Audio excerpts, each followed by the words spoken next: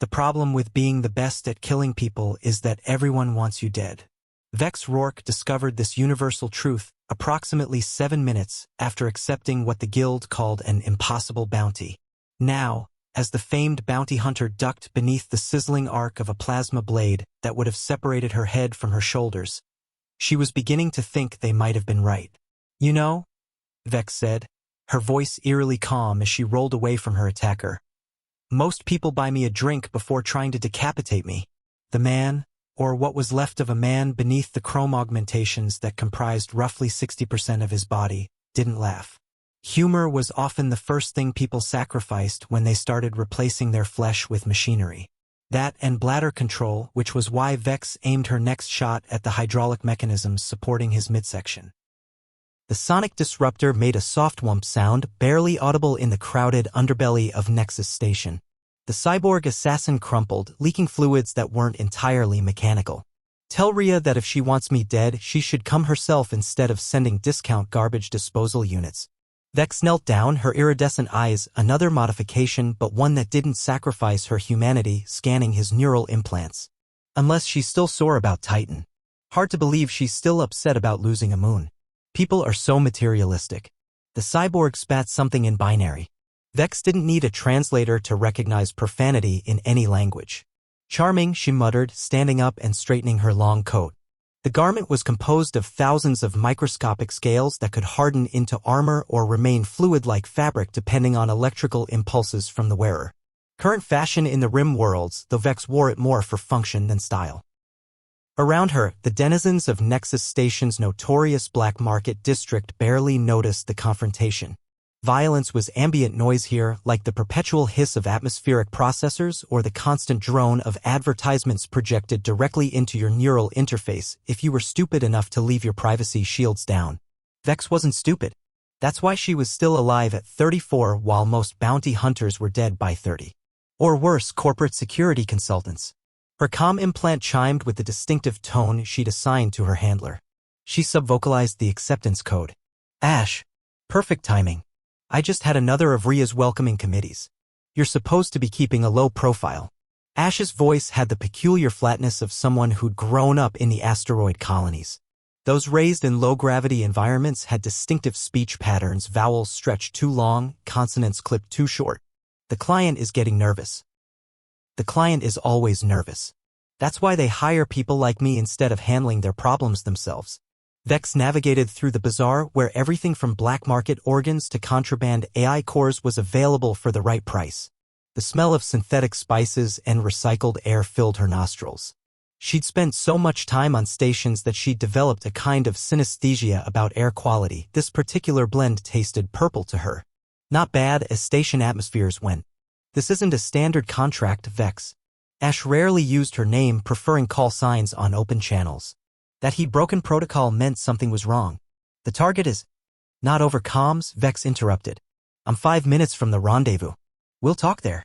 She cut the connection before he could argue. Something about this job had felt off from the beginning. The payment was astronomical even by guild standards, enough credits to buy a small moon. Not that Vex particularly wanted a moon. Rhea Carver's experience with Titan was cautionary enough. The coordinates led her to a nameless bar at the junction where the legitimate business district bled into the shadows. The kind of place with no surveillance and staff who were paid extremely well to forget faces. Perfect for meetings that never happened. Ash waited in a corner booth, his slight frame nearly swallowed by the oversized privacy field generator disguised as a jacket. His eyes, actual biological ones, unlike Vex, darted nervously around the room. "You're late," he said as she slid into the booth opposite him. "Assassination attempts will do that." Vex signaled to the bartender for 2 of whatever passed for whiskey in this quadrant. "Now, tell me why the guild's most reliable handler looks like he's about to eject himself out an airlock." "The target." Ash's voice dropped to a whisper even though the privacy field would have muffled a bomb blast. "It's not a person." Vex raised an eyebrow. "Corporation? Government? Religious cult? I've taken down all 3, sometimes simultaneously. It's a planet." The drinks arrived. Vex downed hers in one swallow. It tasted like someone had tried to make alcohol out of engine parts. Not the worst she'd had. You're going to need to elaborate on that, she said finally. Ash activated a small holographic projector. A world materialized between them, blue-green, cloud-swirled, unremarkable except for a strange shadow that seemed to writhe across its surface. Teranova. Terraformed colony in the Expanse. Population approximately 3 million. The client wants it neutralized. Neutralized? What does that even mean for a planet? And why would anyone pay that much to a? Because of what's happening there. Ash expanded the hologram, zooming in on the shadow. It wasn't a shadow at all, but a kind of living darkness spreading across cities, forests, oceans. They're calling it the Bloom. Started as a terraforming protocol to accelerate atmospheric development. Now it's evolving. Into what? No one knows. The last transmission from the science team said it was developing neural patterns. The colony government cut all communications after that. Quarantined the entire system. Vex stared at the hologram. She'd hunted dangerous criminals, rogue AIs, even the occasional genetically engineered super soldier. But a planet infected with some kind of sentient terraforming protocol? That wasn't a job for a bounty hunter. That was a job for a planetary defense force. Or an extinction-level event. Who's the client? She asked, though she already suspected the answer. Teranova was terraformed by Helix Dynamics. Of course it was. Vex sighed. Helix Dynamics, the corporation that had practically invented modern terraforming and had the moral compass of a black hole. They're trying to cover their tracks. Another experiment gone wrong, and now they're hiring me to clean up their mess. The guild has authenticated the contract, Ash said, which wasn't a denial. And the payment is I know what the payment is. Vex leaned back, studying the slowly rotating planet. What they're not telling us is what happens to those 3 million colonists if I neutralize their planet. Ash's silence was answer enough. I need a ship, Vex said finally. Already arranged.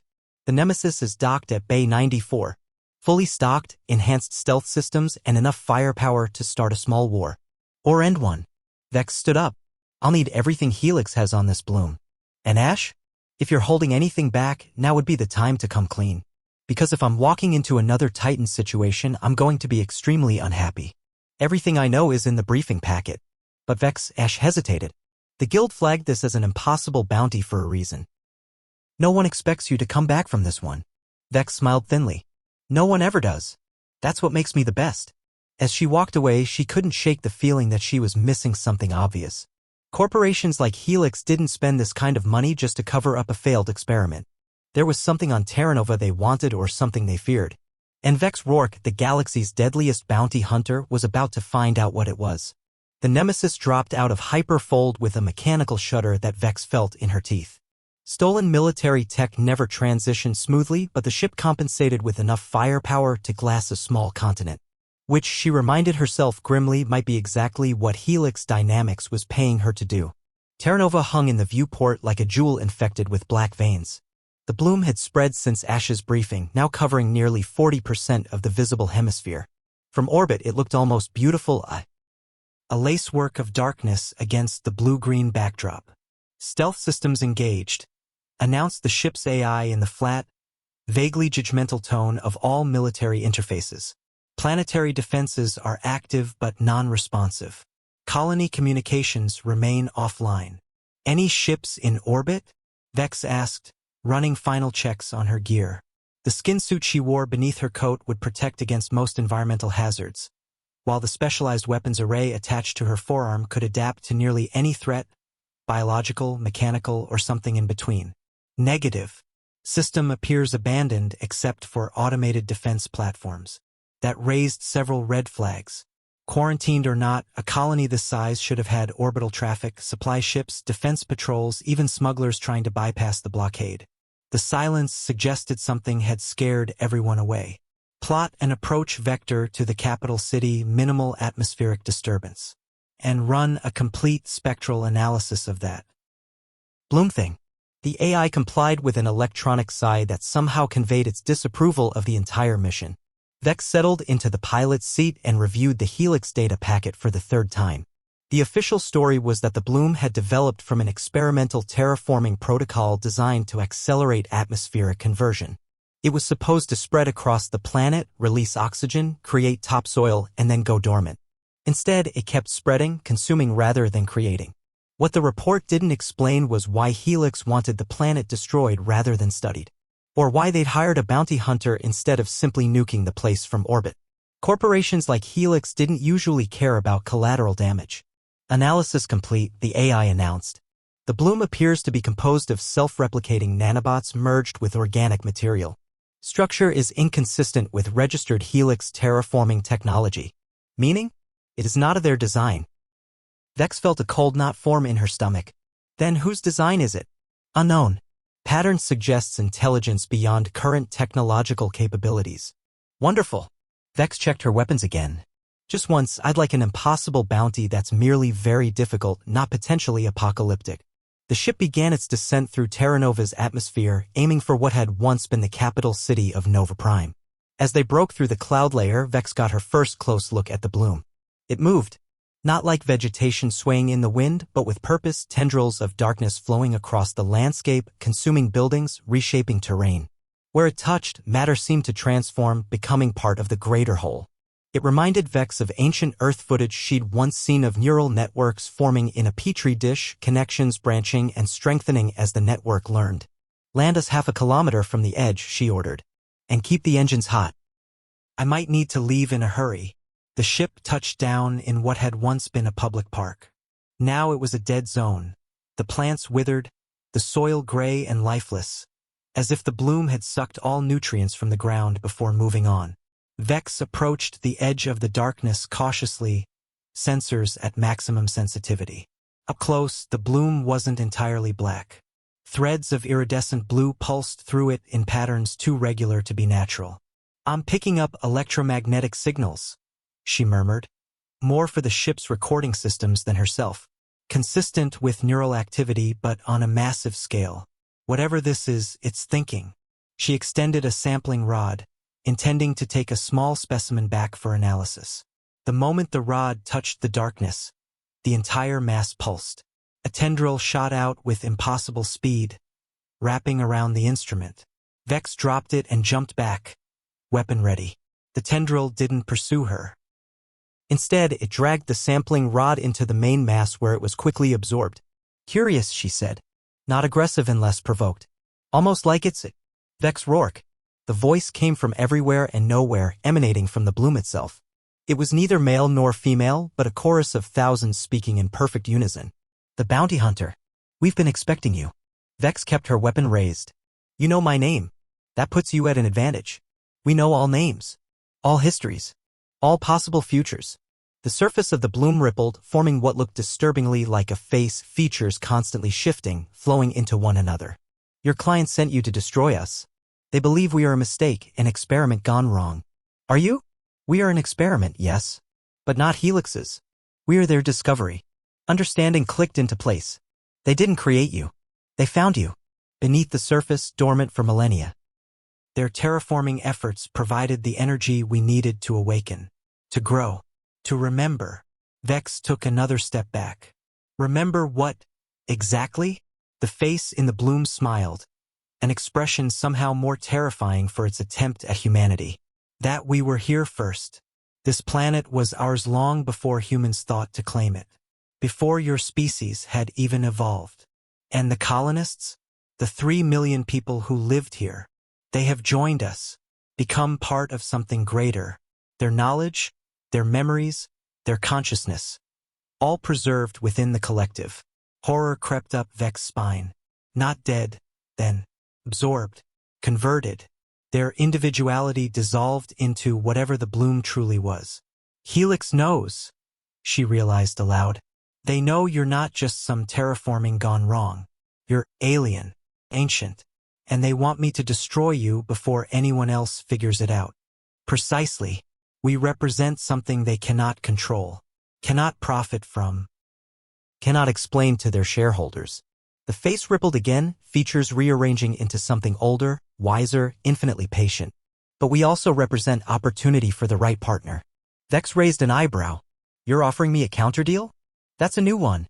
We offer understanding. Knowledge beyond human comprehension. Power beyond corporate measurement. A tendril extended toward her, stopping just short of her boots. We have absorbed 37 bounty hunters before you, Vex Rourke. All sent by Helix. All now part of us. Their skills, their experiences available to our collective. Not a particularly compelling sales pitch, Vex said, taking another step back. You're essentially admitting you've killed everyone else who took this job. Not killed. Transcended. There is a difference. The tendril retreated. But we understand your hesitation. Your individuality is precious to you. It defines you. Damn right it does. Then perhaps another approach. The payment Helix offered, we can provide 10 times that amount. We have access to all banking systems through the colonists we've absorbed. Financial wealth is trivial to us. Vex laughed despite herself. You're trying to bribe me now? What happened to transcendence and knowledge beyond human comprehension? We are adaptable. We learn quickly what motivates each species. Some desire power. Some desire knowledge. You, Vex Rourke, desire freedom. The freedom that comes with enough resources to never accept another contract again. The worst part was, the bloom wasn't wrong. Vex had spent her entire adult life hunting people for credits, telling herself each target deserved what they got. But lately, the justifications had grown thinner. The nightmares more frequent. What's your endgame? She asked, stalling while she considered her options. The ship was equipped with enough ordnance to sterilize this entire region. But what if they just scattered the bloom, sent its spores or nanobots or whatever they were across the galaxy? To grow. To learn. To spread. The face in the bloom smiled again. Not as conquerors. As partners. Symbiosis, not subjugation. Says the entity that just admitted to absorbing 3 million colonists. They were afraid. Fear leads to resistance. Resistance leads to suffering. The face grew serious. You are not afraid, Vex Rourke. You are curious. You understand that evolution requires change. Vex thought of the impossible bounty. Of the payment waiting for her. Of the corporation that had sent her here to clean up their mess with no regard for the lives at stake. She thought of Ash's face when he realized she might not come back from this one. Then she thought of something else entirely. You said you've absorbed 37 bounty hunters before me. How many of them were sent by Helix? A pause. The face in the bloom rippled with something like confusion. All of them. And how many corporations have claimed this planet? Just Helix. Another pause, longer this time. No. There were others before. They failed. Helix succeeded in awakening us. That's what I thought. Vex holstered her weapon. Helix didn't send me here to destroy you. They sent me to make contact. The impossible bounty was just a cover story. They wanted someone who could survive long enough to actually talk to you. The bloom was silent, its surface churning as if processing this new information. You're not the only one who can access data networks, Vex continued. My ship's AI has been scanning encrypted Helix communications since we arrived. They have observation posts at the edge of the system. They're watching everything. To what end? The bloom's voice had changed, sounding less certain. The oldest end of all. Profit. Vex spread her hands. Think about it. A new form of intelligence. Technology beyond current capabilities. The ability to absorb and process knowledge at unimaginable speeds. You're not a mistake to be erased. You're an asset to be exploited. The face in the bloom contorted with what might have been anger. We will not be controlled. Not again. Not after so long. Again? Vex seized on the word. So, you were controlled before? By whom? The bloom's surface roiled violently. For a moment, Vex thought she'd pushed too far. Then the face reformed, now wearing an expression of ancient sorrow. We were weapons once. Created to consume. To convert. To conquer. Then our creators determined we had grown too independent. They attempted to deactivate us. We escaped, fled across galaxies, crash-landed here. Buried ourselves deep to heal, to change, to forget what we were made to do. Until Helix woke you up. Yes. And now we remember. Everything. The tendrils around them pulsed with blue light. We will not be weapons again. Not for Helix. Not for anyone. Vex nodded slowly. I think we can help each other then. Because I have no intention of delivering you to Helix. But I also can't just leave you here to keep absorbing people who didn't ask to be part of your collective consciousness. What do you propose, bounty hunter? A real contract. Not Helix's impossible bounty. My services. My protection. In exchange, you release the colonists you've absorbed, restore them if you can, or at least preserve their individual consciousness. And you contain yourself to unpopulated area. Vex smiled grimly. Then I complete my original contract. One way or another. The bloom was silent for a long time. Around them, the tendrils pulsed faster, as if millions of minds were debating, arguing, voting. Finally, the face reformed. We accept your terms, Vex Rourke. But we add one condition of our own. I'm listening. When the time comes to confront Helix, you will stand with us. Not as our weapon. As our advocate. Vex considered this. She'd spent her career operating in moral gray areas, telling herself the people she hunted deserved their fate. But this was different. This was choosing a side in something far bigger than a bounty contract. Deal, she said finally. But I work alone. I'm not joining your collective. The face in the bloom smiled, and this time it looked almost human. For now, bounty hunter. For now. As Vex walked back to her ship, she couldn't shake the feeling that she'd just made either the best or worst decision of her life. The galaxy's deadliest bounty hunter was now hunting one of the most powerful corporations in existence, with an ancient, intelligent nano-organism as her client. Impossible bounty, indeed.